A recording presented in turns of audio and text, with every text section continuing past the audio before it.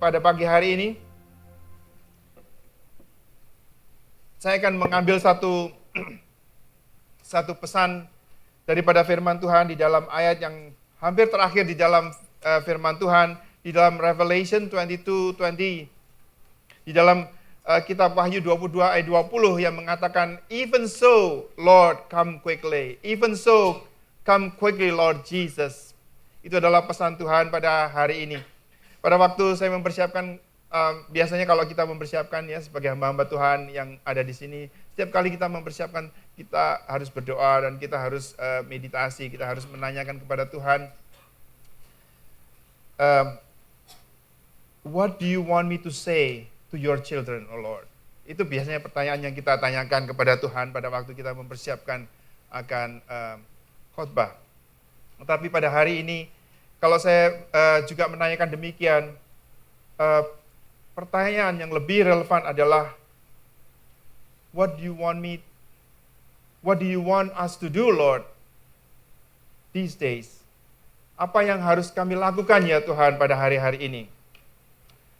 Pada hari ini, kita akan menyambut firman Tuhan, kita akan merenungkan akan pesan Tuhan. Dalam hari-hari ini kita berjudul, even so, come quickly, Lord Jesus. Tetapi sebelum itu saya ingin, seperti yang kita janjikan, sebelum kita memasuki firman Tuhan, saya ingin untuk meminta saudara kita Jeffrey, yang pada waktu yang minggu lalu, kalau saudara miss kami, apakah saudara miss kami enggak minggu lalu? Kami berada di Quito, Ekuador, dan kita membagikan firman Tuhan dan kita melakukan hal-hal penginjilan, kita melakukan apa yang kita harus lakukan untuk membina pekerjaan Tuhan di Ekuador. Dan seperti saudara ketahui, saudara-saudara ini mensupport, bukan?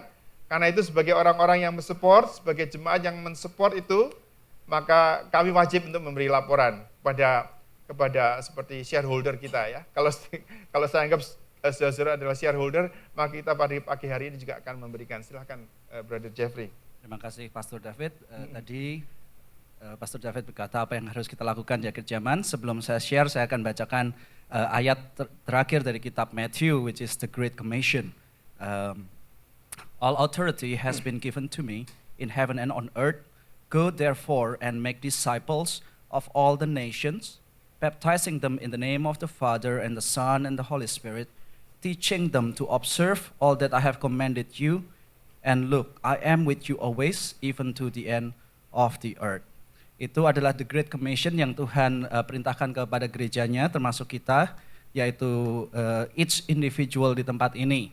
Tuhan minta kita nggak cuman membuat orang bertobat, habis itu dilepaskan, tapi Tuhan mengajak kita untuk mendisciple, untuk memuridkan mereka, membaptis mereka. Jadi oleh karena itu visi dan misi dari gereja kita dengan one soul, one church, one pastor. The goal is not to expand the IFGF brand, but the goal is untuk mendisciples. Dan kita percaya seperti di masing-masing daripada kita bertumbuh di mana? Di dalam gereja Tuhan. Church is the most effective way to disciple people.